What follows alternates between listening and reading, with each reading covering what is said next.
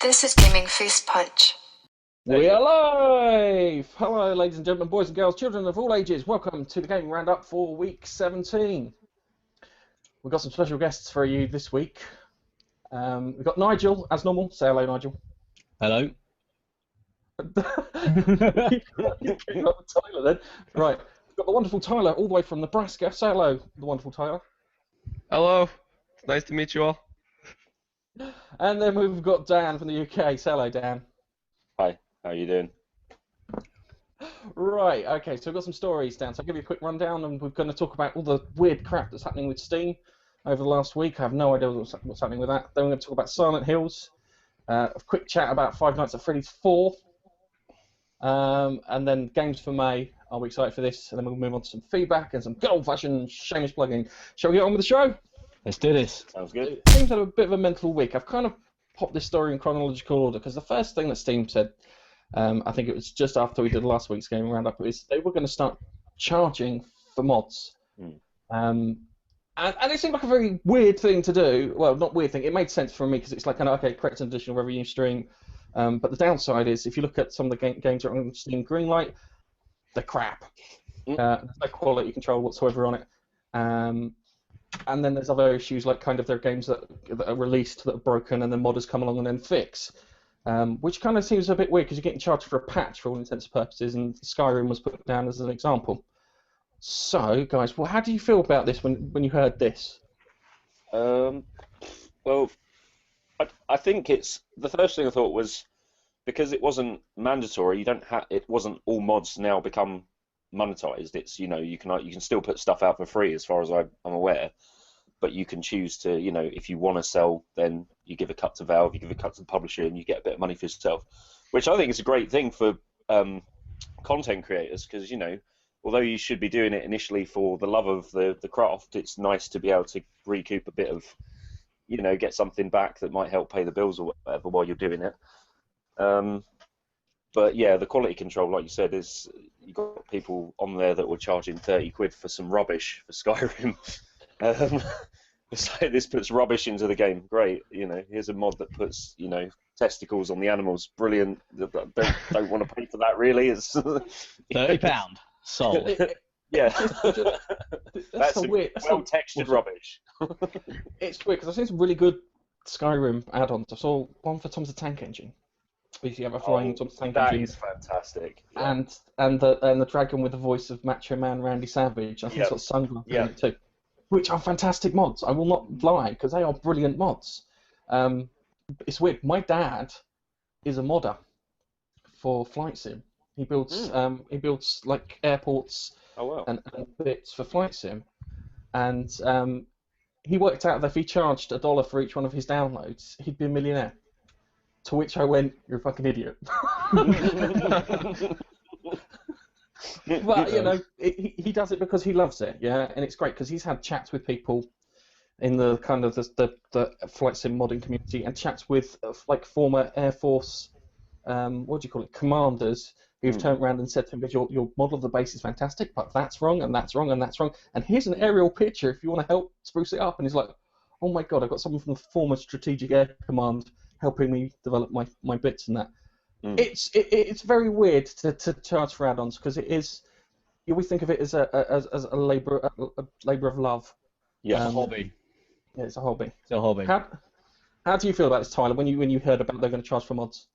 Well, okay, so I kind of have kind of mixed feelings about this because I feel like just like Dan brought up, you're gonna have the people who they're actually gonna make good mods and it's gonna be something that people actually want to play, but then you're gonna have people that are just doing something that no one's gonna want to play and they're gonna be charging extreme amounts of money for it, kind of like he said, like putting testicles on the animals. Is that what you said? Yeah, there's going to be a bunch of people that will just make a quick buck out of novelty things that people will find on Steam. They go, "Oh, ha ha, that's funny. I don't mind paying 99 cents or 99p for that," and they'll make a quick income out of crap. And then you're like, do you know what I mean? And it's like it's the same as the whole iPhone store and the App Store and things like that. It's just full of rubbish. You have to sift through the rubbish to find anything decent with substance to it. And, So I could was you, Right. I gotta hang on a second, just a quick one. Be honest with you, I thought you were gonna say bollocks, all that bollocks. so was there a rating system for these, mods? I know the workshop. If you were to go to the workshop and you find a good one, you can rate them. It's a star rating, isn't it? I think like a 5-star rating. I think you can review them as well, the same way as you can review games.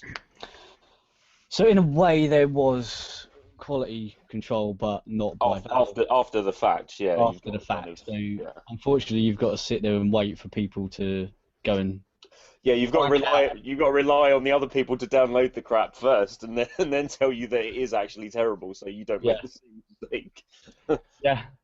And Sit Steve, I'm there very think- good with money back. Sorry, They Tyler. offered money back, did they, or not? Hang on a second. I just stood on Tyler's feet then. If excuse me, Tyler. I'm sorry, you were about to say something. Yeah, I was just gonna say, I mean, you're gonna be sitting there thinking you're like the best, you're gonna think that you're the best inventor in the world, and then someone's gonna come along and call it crap and be, oh, okay, I understand. Time on that, yeah. Yeah. I know what that feels like. Yeah.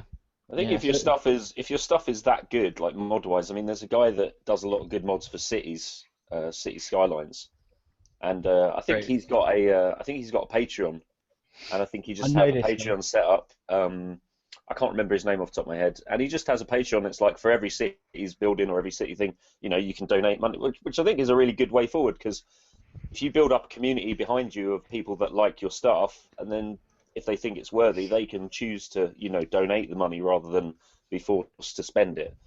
Yeah. That guy you're talking about, I think he is the ex-employee of Maxis. Yes, Oh, we were okay. talking about him a We were while talking back, about it. weren't we? Yeah, Keith he used to was- work at Maxis, and he did all the buildings and stuff for Sim City, and then he's seen Skylines, and he's gone, I can make better buildings. Mm. And it was, he was fired from Maxis for some reasons, but now he's doing this. He's making a few buildings on Skylines, and then Patreon. Yeah, it works. It's all Yeah. great. But yeah, Valve should really put in some checks, I think, before it's actually released to the public. A bit like Steam, the green light needs to be done as well. Some sort of checking in place. There are Don't some just- good, I was going to say there are some good things on Greenlight I've come across, like that. Dark Side Detective was one that came across a Game Jolt, and the other one was Critical Annihilation. Yeah. And our friends at Triangle Studios too, who let us play their It came from space. didn't it? isn't it? Right. They're good Greenlight things. Yeah. So Steam have now put a thing in place where developers can ban players from playing their games. That's, This is not a good thing, because it's if like you do a bad review. No, sorry, I'm sorry to interrupt, but if you do a review of that person's game and you say it's shit, and the developer takes that to heart and bans you, yeah. not There must be kind of like, I don't know, there must be a T&C somewhere or a user agreement on the updated Steam that will say we've brought this in, here are the conditions of it, or there must be somewhere on a website where you can see the condition of it, because they can't ban you for like, well, I suppose they can, but it would be very shitty if they banned you for just saying, yeah, I don't like this game, or I give it a 3 out of 10, the graphics good but the gameplay's a bit lacking or whatever, because that's just opinion. That's been happening on Steam for as long as the review's been on there, so that would be terrible. it would be, but unmoderated. I mean, go Tyler. Sorry, did it So, go? mate, It's all right. With that though, what I want to know is, does it actually does it ban you completely, like, from downloading and playing the game, or what does it exactly do? I imagine it probably bans you from playing the game. I'm sure that's what I read on. it's just their games.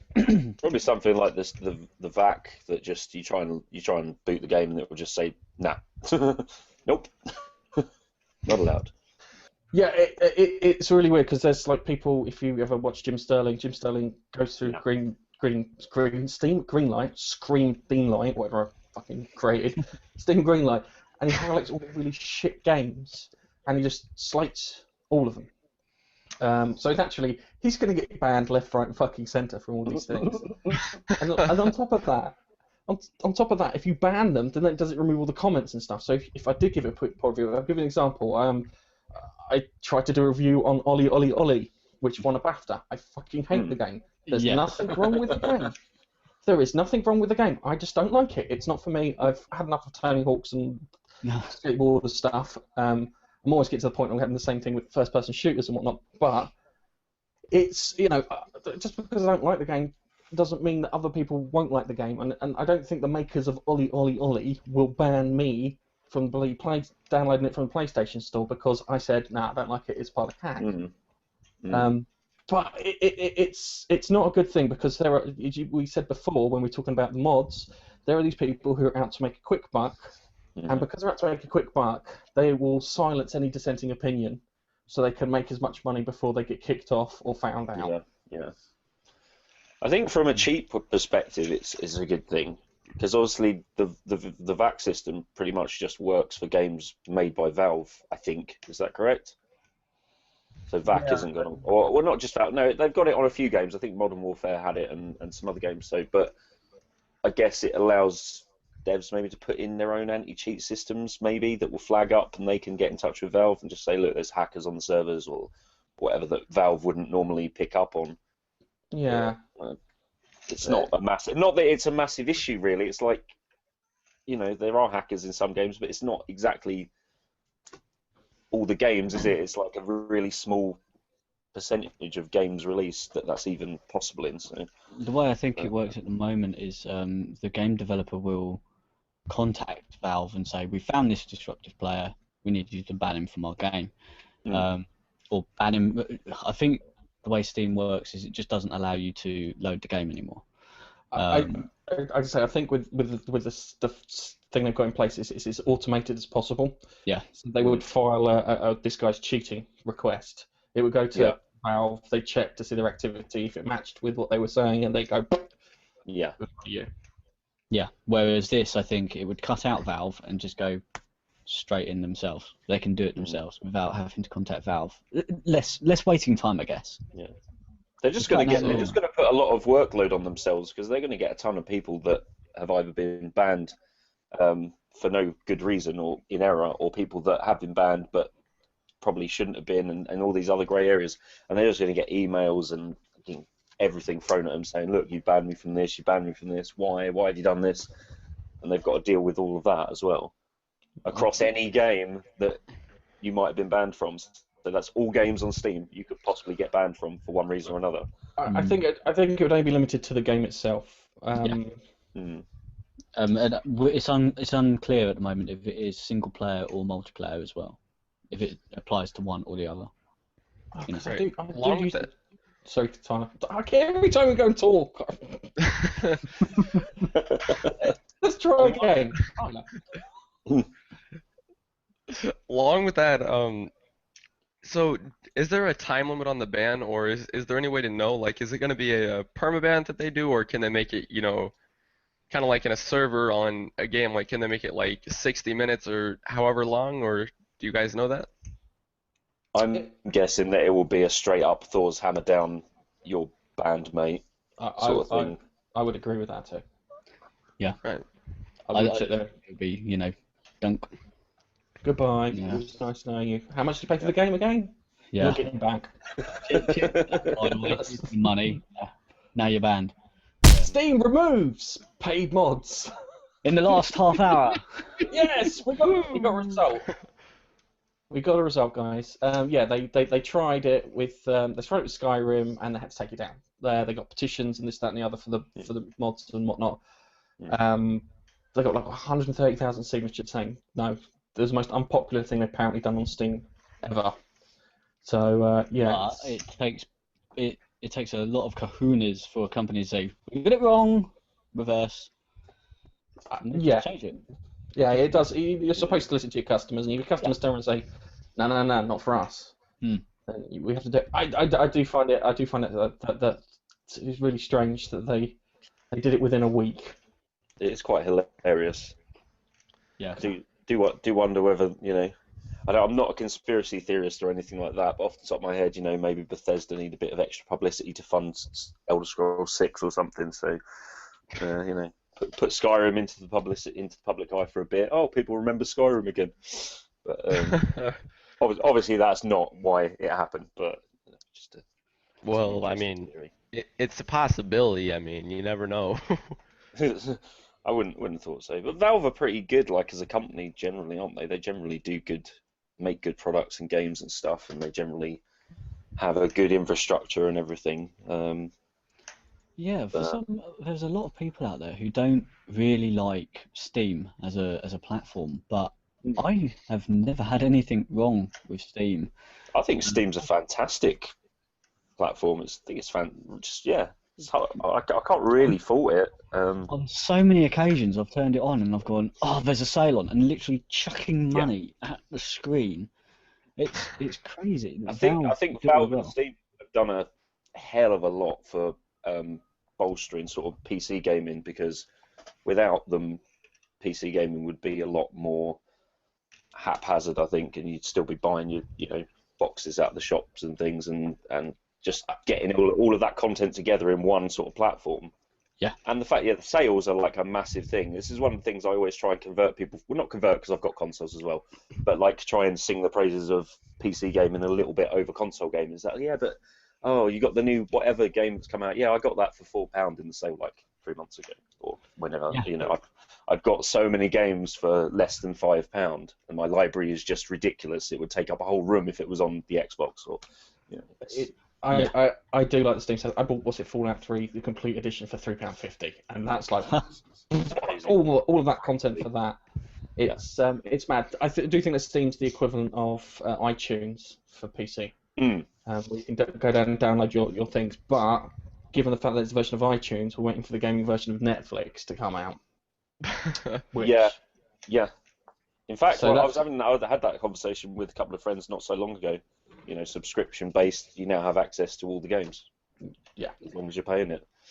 Yeah, isn't that what we thought the PlayStation, was it PlayStation Now or something? PlayStation Now is supposed to be like it, but I don't think they've quite got it yet. No, the way they described it, it was not going to be good enough. It's so much money for what little you get. Yeah. No, they did change the whole subscription model around. They did, yeah. It is more like Netflix. I think you have to pay like £24 a month and then you get it.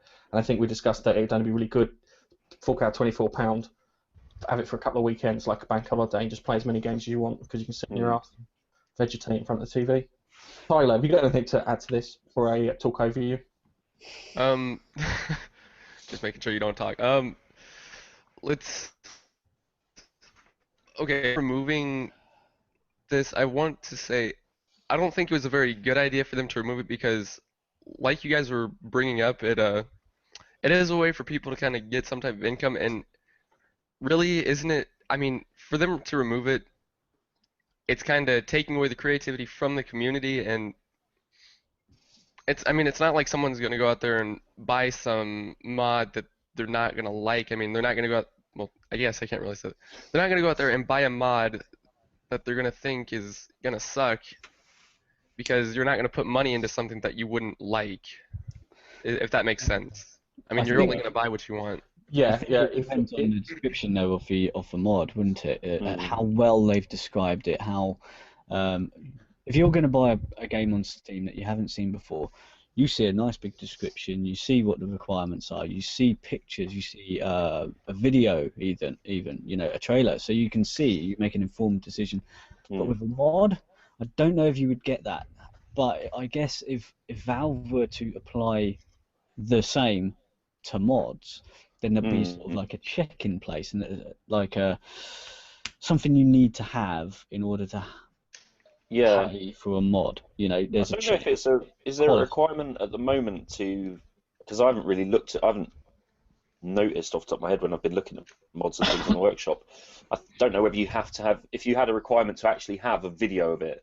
You can't put a mod on unless you've got a video of it showing it working and showing what it does and whether it works properly or not. So I'm not big on downloading mods. I never download a mod really, apart from Gmod. But I think you're just That's more just- likely with free mods. You're more likely to get people downloading your stuff because me and some friends have been playing Left 4 Dead before, and we've gone, oh, let's just put some funny mods on, and we've just gone through the workshop and gone, oh, that looks good, that looks good, that looks good, that looks good. I'll have that, and then we'll try everything out because it's all free, so you can just get what you want. It doesn't matter. You can uninstall it afterwards if you don't like it. Nothing lost. You just That reminds me. Yes, Left 4 Dead. I with my friends we downloaded the mod for Randy Savage. On So I Left 4 can't- Dead. Yes, on Left 4 Dead. So one of the big zombie things that charge at you. The tank was Randy Savage. Yeah, it just starts screaming, "Oh yeah!" and it running towards you. It's funny. So it's I've worth got it. mod on that whenever you do the healing dance, it plays sexual healing from Marvin Gaye, which is quite fun. So they can be good, you know. It's but yeah, I think if you were to pay for it, there should be a little bit of moderation on the mods, like rules to follow to be able to get it uploaded as a mod for you to buy. But if it's a free one, just carry on as normal, maybe. Yeah. It Maybe might, like, the lack of monetization options might also deter slightly better modders from putting the effort in. Might be a bit of a sort of minority case, but there might be guys out there who are so skilled that do other jobs that make a good income that have got the talent and would think, I would make this stuff, but I really can't justify doing it because I'm not going to get enough, like, sort of money for doing that because I don't want to give my hard work away for free. There might be a few people like that, I don't know, but It could well be, but I guess if you're modding, then it's for the love of it. yeah. Maybe there's some people out there modding current games who are doing it as a showcase for what they can do to try and get a job with a bigger company, you know. Maybe. But do you think Valve are possibly going to bring this back, but in maybe a more refined form? Do you think they've done a little tester and they're going, well, I didn't like that way, so maybe if we refine it a little bit and then do it again, see if it works that way? I mean, I don't see why they couldn't just have, a donate button rather than a buy button. Yeah, actually. Whereby you can choose what you want to pay, and they still take a cut of it, obviously, but it's not imposed on you. You can still download it for free. If you think it's good after you've downloaded it, please click my donate button and send me $1 or $2 or whatever, and Kind of like with the YouTube options that you have, if people like your content, you can, put a message or whatever, if you like it, donate or people do it on something. that. People do it on Twitch and stuff, don't they? You can subscribe through Twitch, or you can donate a few quid on PayPal or whatever. It's Right. I think people are more inclined to donate when it's not a mandatory thing. Right. Because there's a whole thing. A lot of people are sort of put off instantly by, oh, buy now, buy this, pay for this.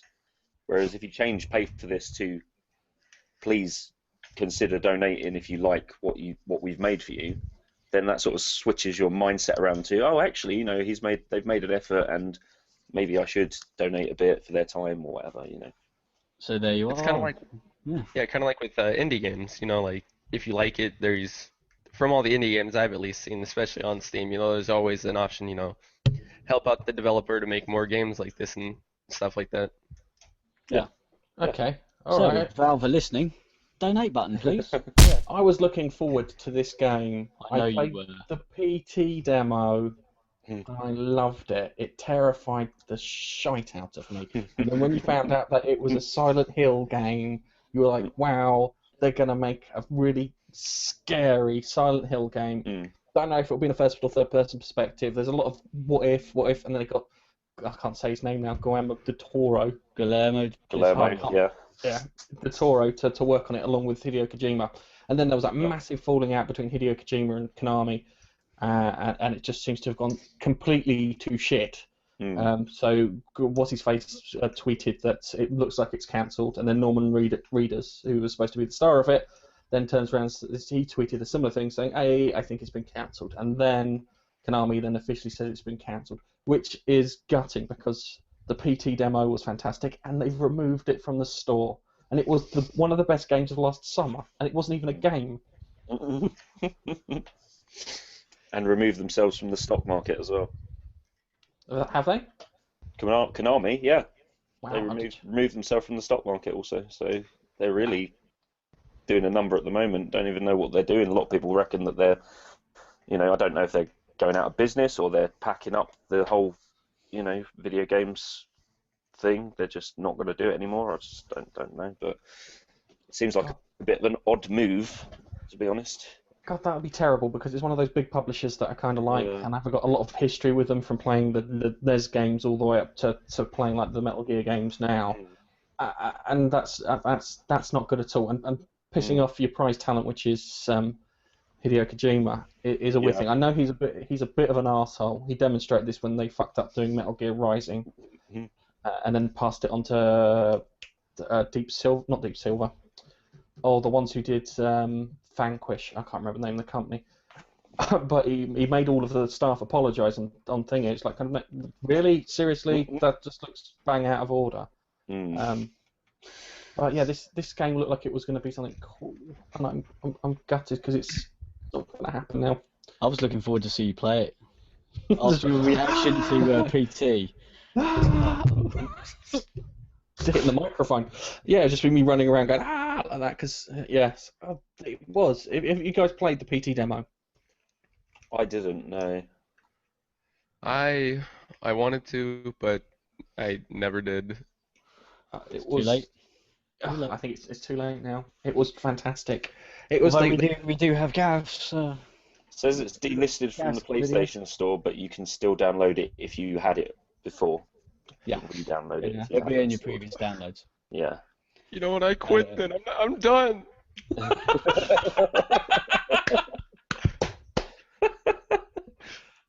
But me and a friend watched the Jim Sterling video on Konami and the whole Silent Hills thing, and it was a really interesting video. But he brought up a ton of different instances and news items of Konami basically just being really bad at just the video games industry, like things like not promoting games properly, like giving out release dates a week before their games are actually released, not talking to the press about anything, not sort of just apparently they're really terrible to their staff and just have this mad power trip thing going on, and it's really really weird. So I know that Square Enix is supposed to be almost mental in the Japanese headquarters where they've got it, and it's like the people who are running the company don't realise that they're selling computer games. Do you know that it's Konami, more like a health spa? Konami, well, funny you should just say that. I was about to say, Konami actually run fitness centers in Japan. That's their like other business, Wait, are you amongst serious? possibly other things. I don't know if they run fitness and spas in Japan. Yeah. I'm gonna have to So maybe they're throwing in the towel. We've done this video game stuff for too long. We're going to concentrate on our gyms. They're going to throw the That's what we're known towel. for. What's it? They're going to throw in That's the where towel the and then money they're going to pick it up and wash it. Oh my god. Dude, this is not good because it's not. Me and Nige could run Konami. We could seriously, the two of us could run. We don't know enough, but we could still do a better job than they have. The only thing you can hope for really is that when it finally all goes tits up and the company either breaks down or disbands or whatever, they shut it down, that the talented people from it do their own thing and form their own little development houses and actually make decent games in the same kind of vein, but without all of the middleman bullshit that comes with the corporation. A lot of people are starting to do that now because they're just turning to Kickstarter, aren't they? They leave the company, go to Kickstarter. We're going to do this game. Need your help? I think who was it? Double Fine? What did they do? I can't. Double Fine. The Grim Fandango last thing they released. Oh, Schafer. right, yeah. Tim Schafer. Yeah, he did all the adventure games, which I loved back in the day. All the Lucid stuff, just brilliant. Yes, and then made his own company and kickstarted it, and I've forgotten the name of the game, but he's made Double Fine, and they're making new adventure games now, and it does have trouble sticking to budgets and keeping things on track, which I think he probably fucking hated when he was working for a big publisher. But there was also Ken Levine too, who was another one who broke away, who did BioShock. So he was another one. He was quite a big fucking fella. Not big fella as in like Gabe Newell size. Yeah. Yeah. Quite a big fella in the games world. I know of one other, but Gareth, you won't appreciate it. Who? Yeah, the guy who was running Mythic at the time, who made Dark Age Camelot. It's not me. It's Keith who doesn't like you talking about Yes. Dark Ages Camelot. Basically, you know, EA bought it out and he fucking headbutting each other, and then he's left, and now he's through Kickstarter created a new company, City State Entertainment, and trying to make a new game. So these people are like getting fed up with these producers, and I think it's because I do my job is doing music. I'm like a music producer, and I do all sorts of musicy stuff. So there's a real kind of comparison between that and games development in that the way that games engines are now, and you can get Unity 5, you can get Unreal Engine and all this stuff, and it's so easy to work with now if you've got just a little bit of know-how. You don't even need to be an expert, you can learn it, and it's not like you have to be part of a massive company to make a game anymore. You can make a game in your bedroom if you can be bothered to put the time and the effort in, and get a few mates who are good at art, get someone who can do a bit of 3ds Max or something, and have a good idea.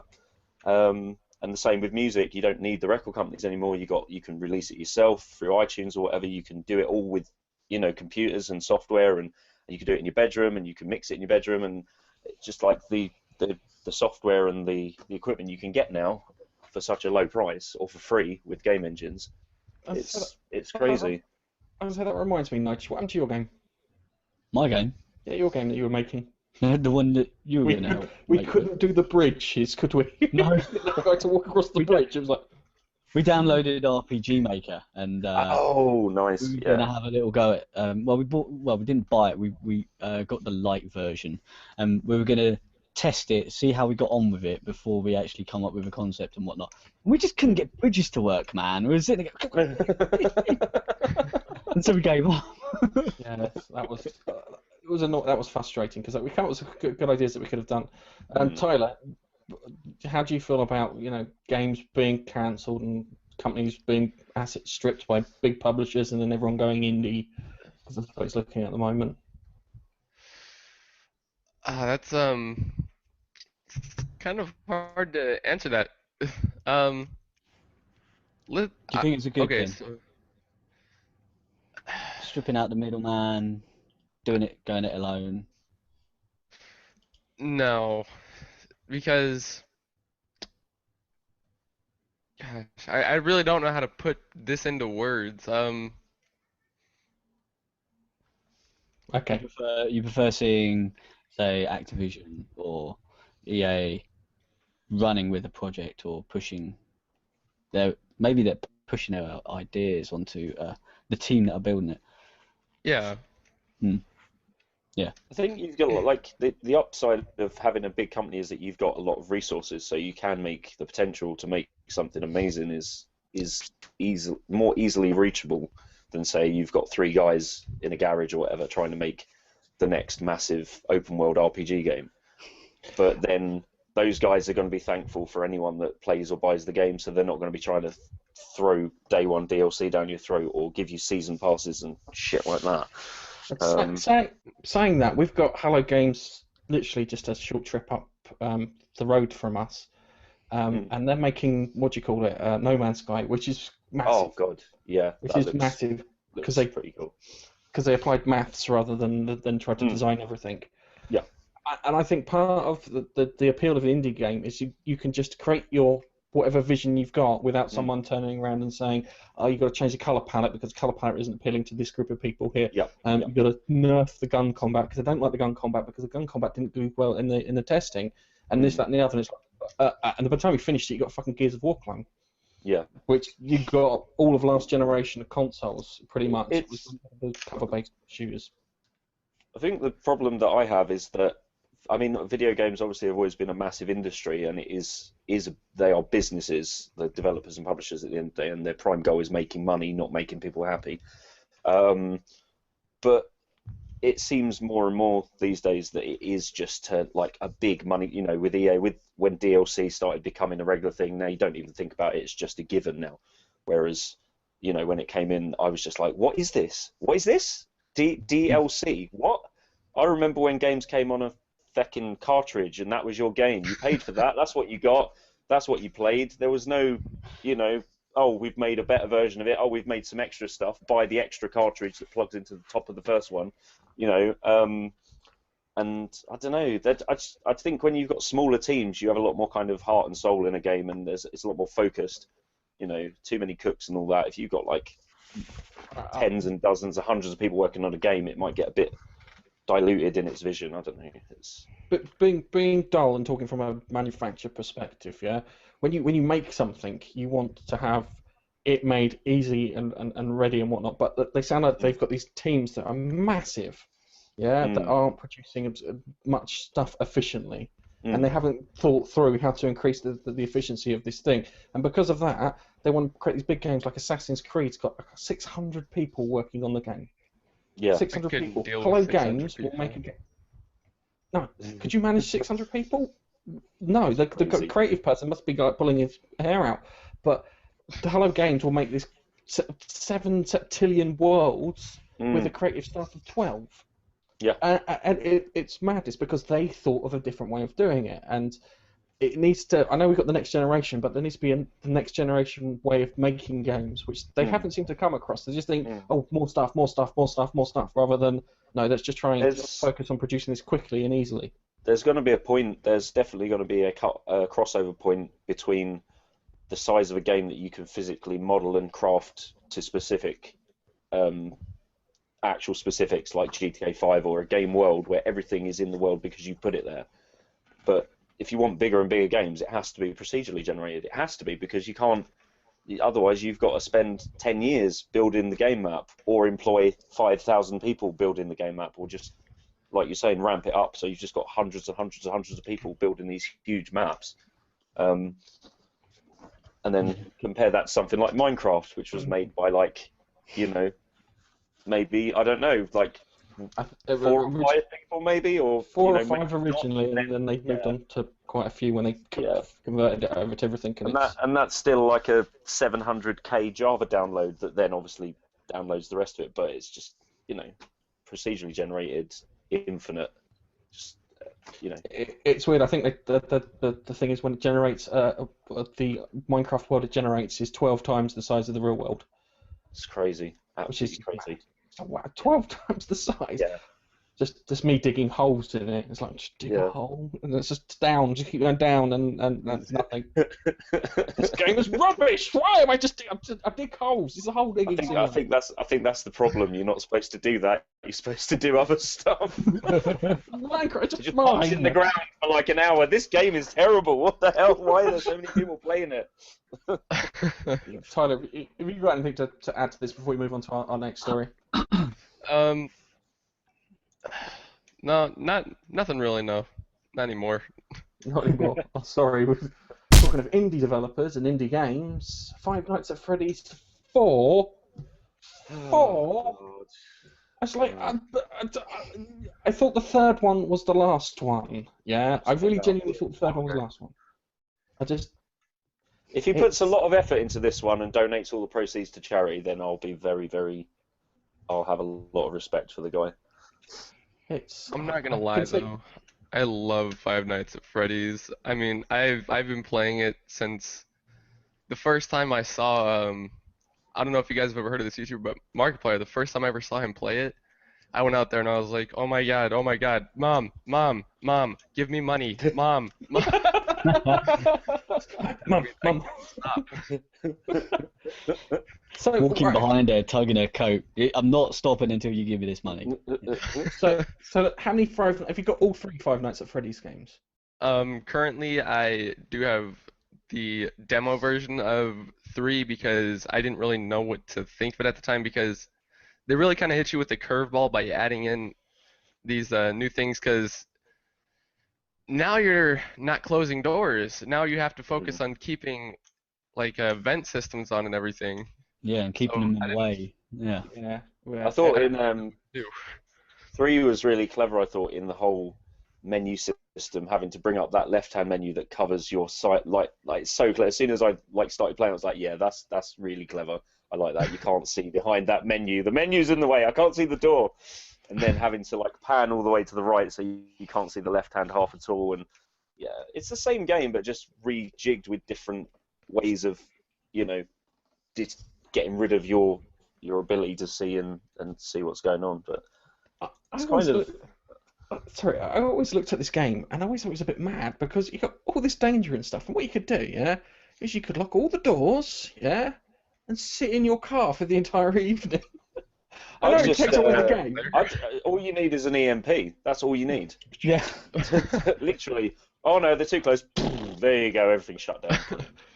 It is. I do find these. I do find it a bit insane that the guy keeps coming back.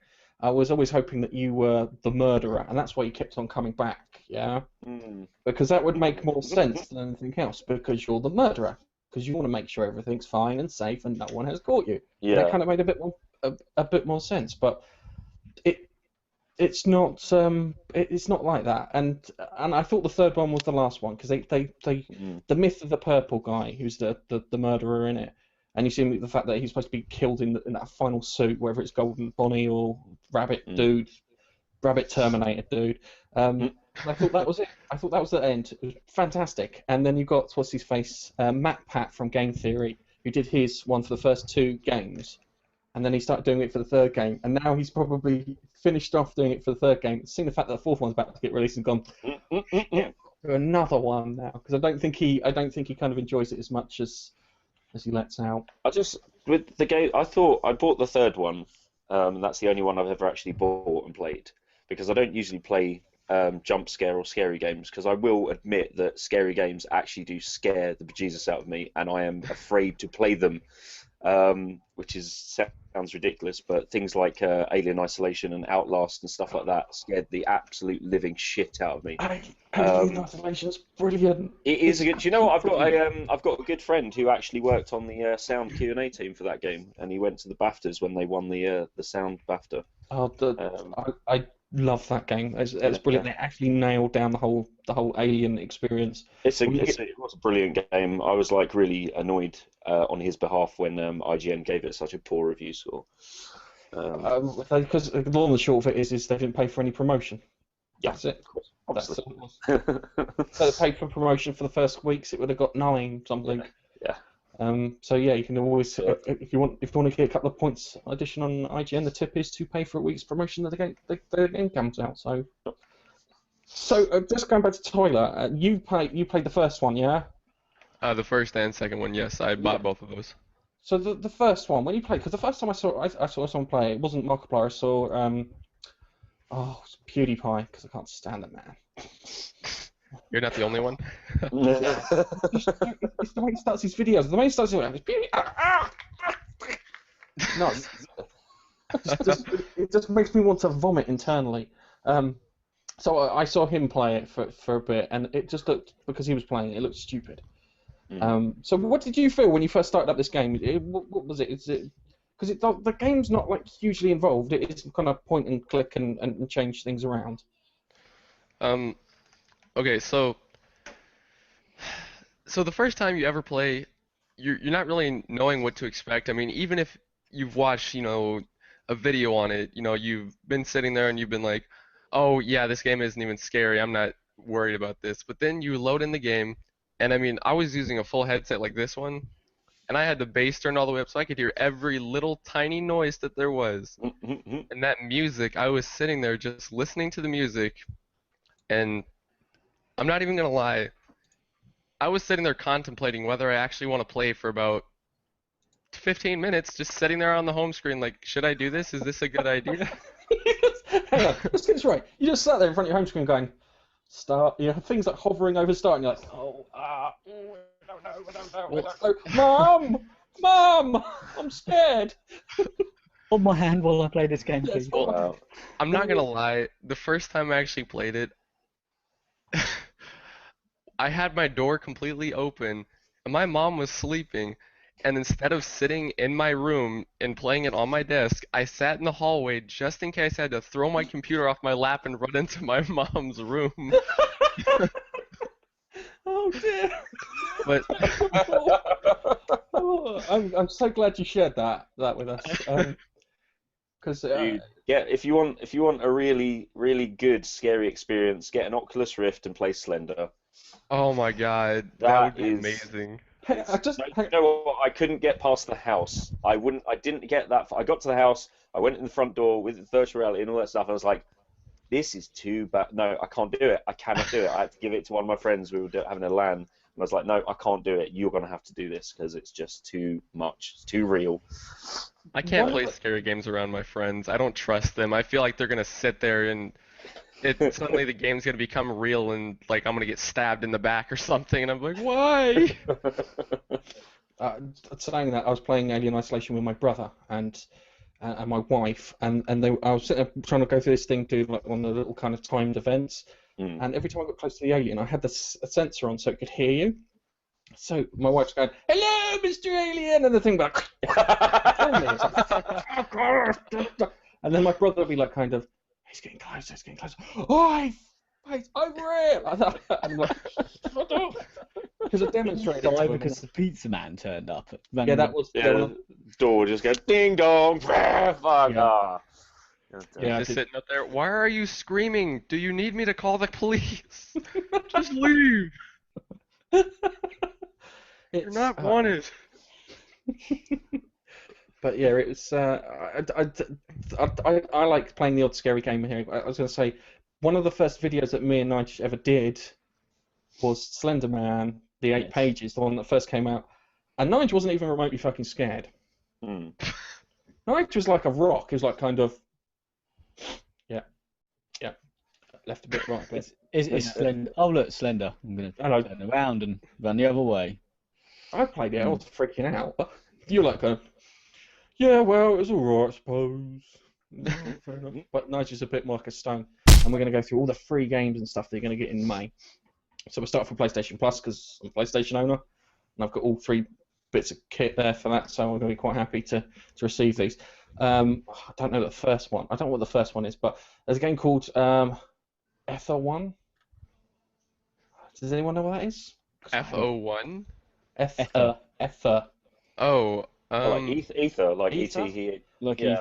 Ether. Ether one that could be fucking anything. I know Guacamelee. I played Guacamelee before on the PS3 and the Vita, which is good. Better on the Vita than it was on the PlayStation. Yeah, I played it on the Vita. Well, your one actually, when I borrowed it. Yeah, when you went to Finland. Yes, I remember. Yeah, because you wiped out my save game. Yes, you did, you bastard. Thank God it was backed up to the cloud. You got Guacamelee, which is quite good. A game called Race to the Sun, which you take this little fighting thing and you kind of. It reminds me of. There was a game. We had Space Harrier or something. We had the guy and he jumped up and he was shooting as he was running down like a corridor. And that game I looked at and went, I was going to buy that until I heard that. And that's really good. And then you got Hohukum, if I said that right, which is you ride a sperm. Yeah, What? you ride a colourful sperm. What is it with these sperm games coming out at the moment? I'm not joking. Question One that's just come out on Steam as well. It's like, is this a new genre or something? That's just. It's not directly a sperm game. I'd just like to point out. Oh, But okay. if you look at Whatever it, you say. I'm being serious here. You look at it, and you are riding a giant sperm through a psychedelic background. They must have been off their tits when they made this. It looks a bit, yeah. It does look a bit like that. Yeah. The art style looks like what was that game on the? Papillon. What was the game where you had to rotate? It was like, and you were, I can't remember it. Wasn't it like Katamari or something like that? It's a little bit kind of like Katamari, which was again mental. There was one game. called Papillon, which you played this little tribe of people on the PSP, which kind of reminds me of the same art style, where it's kind of like a basic shape, and then you've got a bit of detail on it.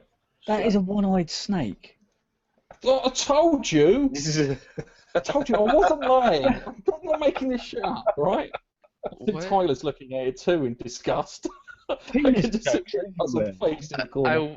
I wish I could explain what I'm seeing in this pic. It looks like an elephant that has. It looks like an elephant sitting there with like people on its back, and it's like praising the thing riding by on this ginormous, colorful sperm.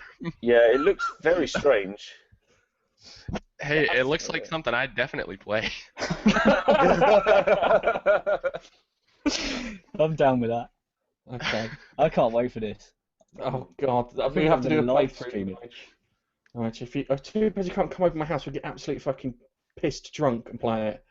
I might have to do it with Alex if that's the case, and we can just rip the piss out of it. The next one's the Unfinished Swan, which it looked alright. I never played it. It looked kind of very artsy fartsy, but it wasn't too artsy fartsy that it turned me off. Yeah, but the these Unfinished Swan screenshots really does look arty farty, doesn't it? yeah, it's It's like you control a hose and you shoot. oh no, we're not going back to fucking sperm jokes. man. Yes, yes we are. You have to water the plants. I don't know. No, These games are weird.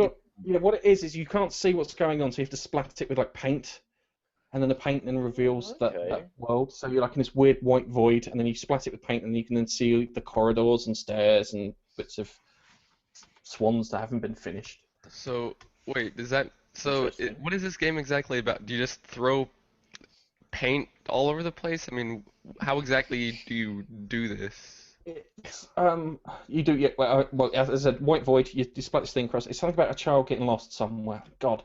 I always read these things, and then when I get to the actual article, my brain goes, no, not having it. But it is, you play this weird, it's like you're in a void, and you've got these puzzles and things, and you've got to kind of go through this maze to get to a tower in the middle and have some catharsism nonsense and whatnot. It's going to be an interesting play. I don't know. It could be interesting to have a little go on this. All these games that they're pushing this month on PS Plus seem interesting. There's not any A's or triple A's on there. Or B's, to be honest.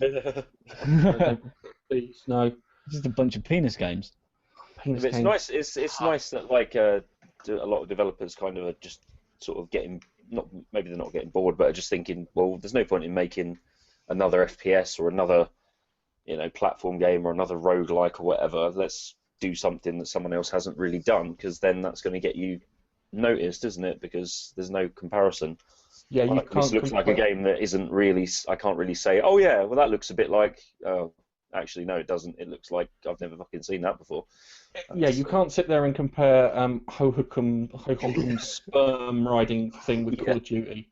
No, that's not going to happen in a million years. But you got these. All three of these games are coming out on the PlayStation Vita, and the PS4, which is great. The only different one that you've got on the PlayStation Vita is one called Japanese Makasaki Baby. Murasaki. That's the. Well done, that man. Have an eyebrow. Just searched this up. Oh my god, who made this? Hang on a second. Let me just check the imagery. Is it? Okay, it's all right. It's one of these. Let me get those dirt faces that they have on the internet, where it's like kind of the smug troll face. It looks like that. It looks like if I got this as a birthday card, I'd be very pissed It's an off. upside down face. I can't find it on Google. It's just giving me Kawasaki Baby and then a load of like motorbike clothes for toddlers. Oh, Kawasaki, I think. Kawasaki Baby. Yeah, it's an app really for the okay. This is really weird. What kind of drugs were these people on? Oh my Oh, there you god. go. I found it now. The mouth is where the eyes. They've switched them. What the fuck? And it's an ugly mouth too. Dude, this is not right. This is not. I don't know. Are they starting to theme these things? These releases. Ugly game week. This week is going to be weird Japanese game week. Mm. You want a game that'll give you nightmares? One that'll haunt you for the rest of your life? Come on, come play Murasaki Baby. God, ever want to be put off having children? This will put you off having children. Oh my god. Anyway, let's move on to the Xbox stuff now, because we got Castle Storm, which is the new one that you're getting on Xbox One. But yeah, you got a Castle Storm kind of adventure thing. It kind of looks like a weird Castle Attack Lemming style thing, which is very descriptive. Lemmings style isn't bad. Lemmings was great. Yeah, but you got to storm a castle with your lemmings. It actually looks quite good, but considering it's an Xbox One, you would expect a bit more oomph or something really strange. because I can't take the piss out of this. There's not much to take the piss out of it. It looks like a solid game, to be honest. Damn, that's a really good. I'm jealous now. I'm genuinely jealous. I actually wouldn't mind playing this. I'd Yeah. swap this for those Murasaki The baby weird ones, yeah.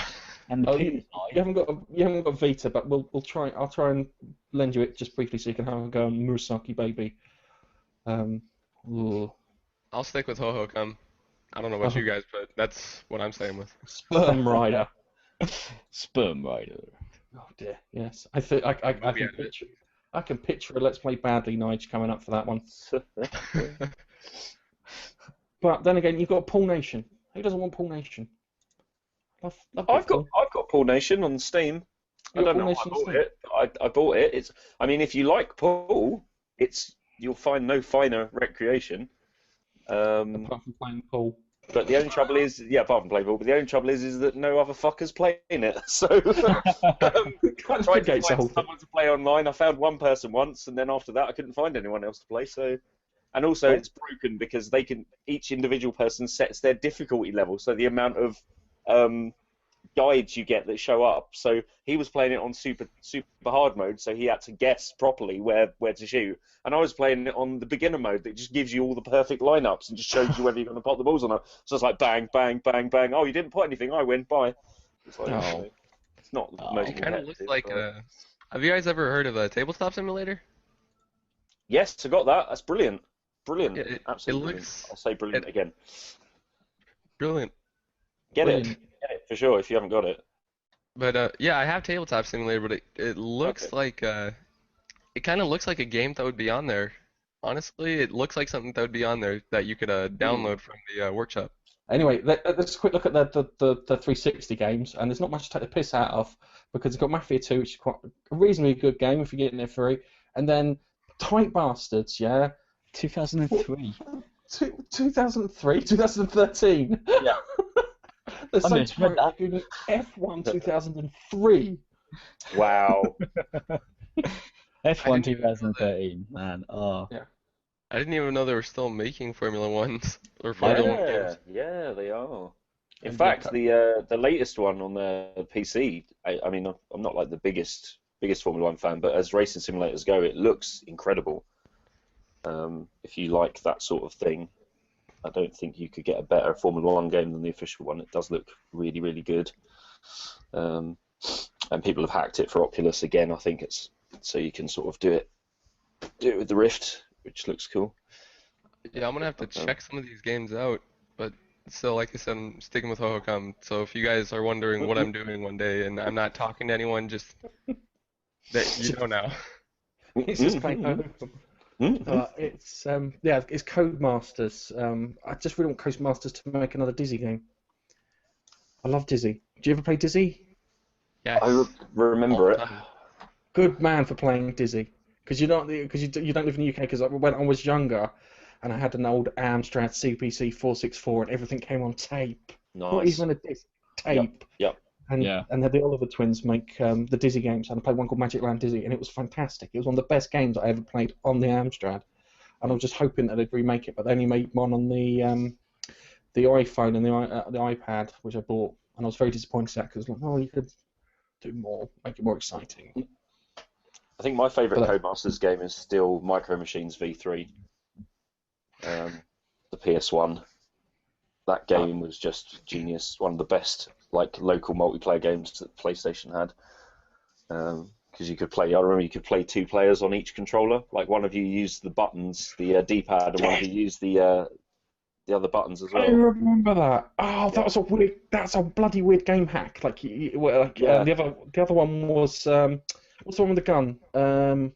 The G-Con gun. Time Crisis. Time Crisis, and you could put the controller on the floor and push it down like a pedal. Yeah. Oh, dude. Yeah. I'd look so crazy sitting in my room shooting things. What are you doing?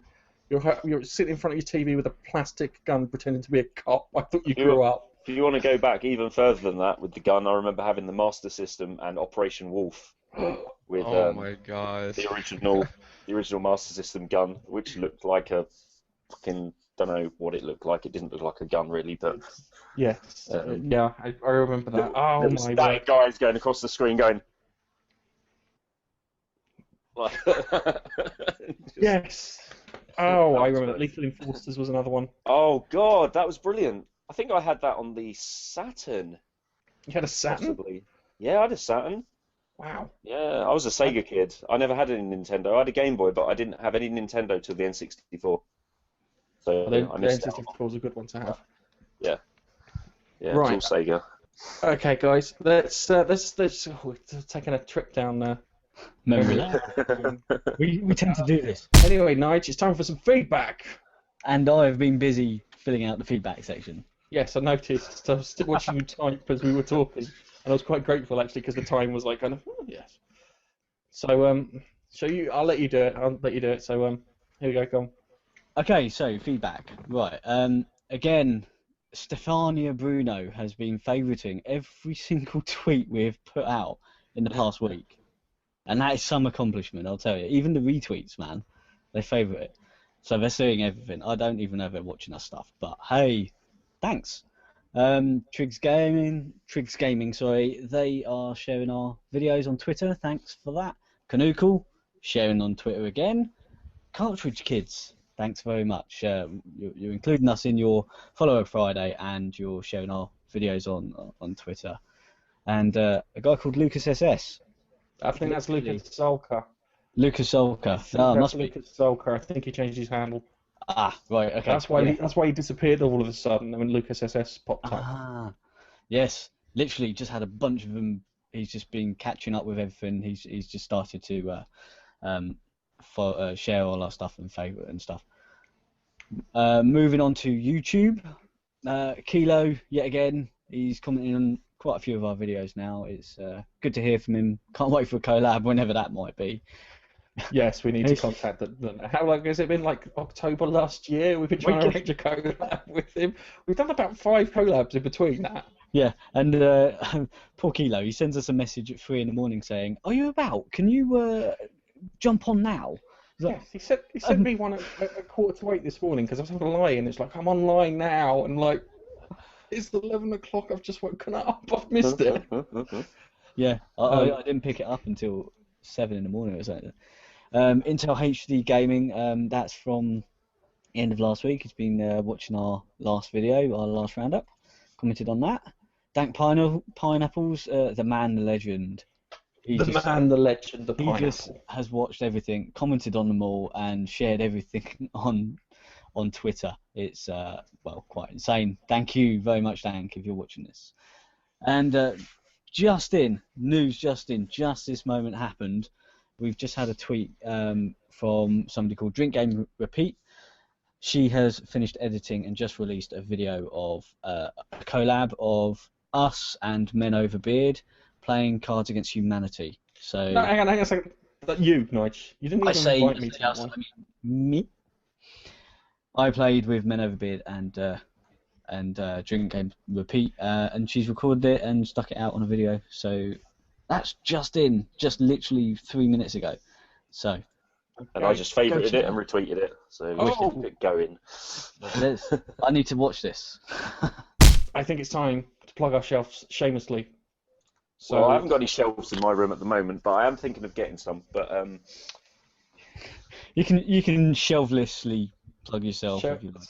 Selfishly, anyway, shelfishly plug your shelves. I'm selfishly plugged right now. Bollocks, it's all me, alright? I'm switching the camera so it's locked on me. You guys can talk when I plug myself. Anyway, should we let you guys go first? We'll let you guys go first. We'll start with Tyler, because Tyler's been very quiet and patient and quite good with us. So, would you like to plug yourself, your YouTube channel, your webpage, your Twitter, etc., etc.? Just a second, I have to give the dramatic pause. Don't. That's what Nigel does. Nigel does that all the fucking time. YouTube.com/C/Tyler Streg.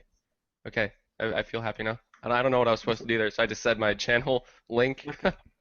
Okay, what type of videos do you have on your channel there? Oh, I knew that. I do gaming videos, and recently I'm starting a campaign to do for anti-bullying called Humans Helping Humans. So that's what I'm going to be working on a lot, but I post every weekend. Okay, cool. Okay. Dan, would you like to plug yourself shamelessly? Yeah, I'd love to. I've got a YouTube.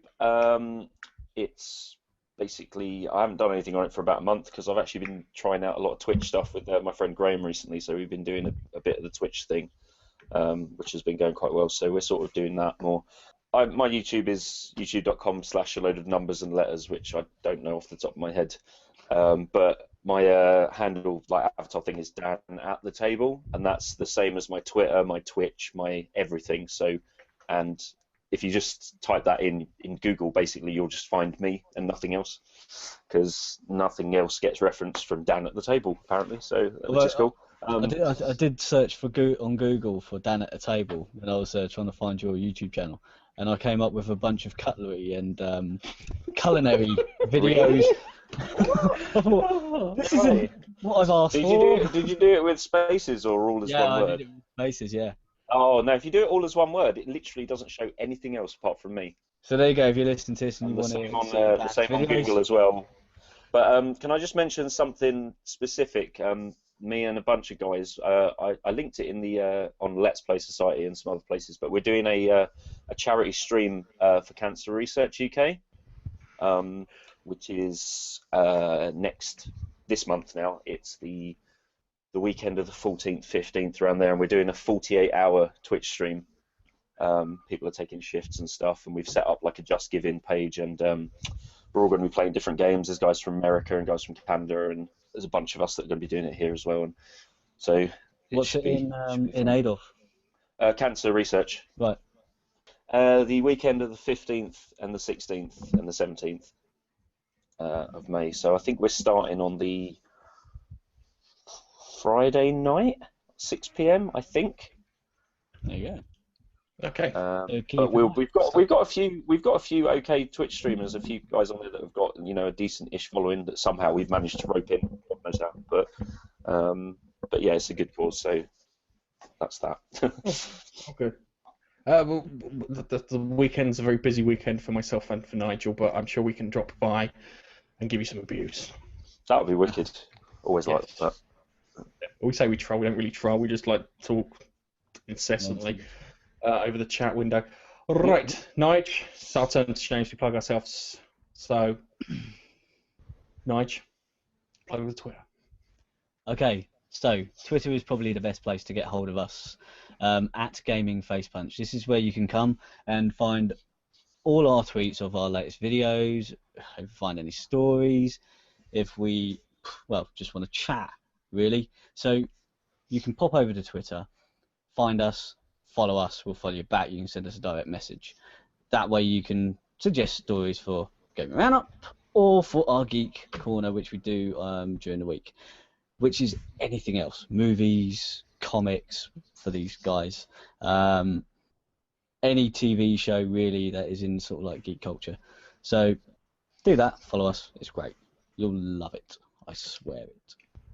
We also have a YouTube channel, which you're hopefully watching us now on. We could have Let's Play Badlies, the Gaming Roundup, and any kind of random stuff that we put on there.